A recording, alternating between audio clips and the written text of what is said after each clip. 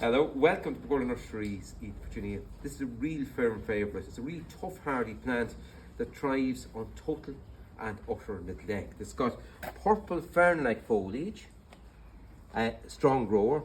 If you have an area that a Japanese maple won't be happy in because of wind, this plant will be quite happy there.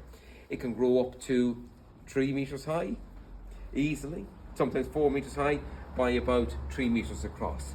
It's got frothy pink flowers like that, and the flowers are deliciously fragrant. Really reliable, tough, hardy plant. This is the time of year to plant Sambucus black lace. I put up a video after this one of one that's about, I suppose, 5 years older than this, nice and full and in its full flowering.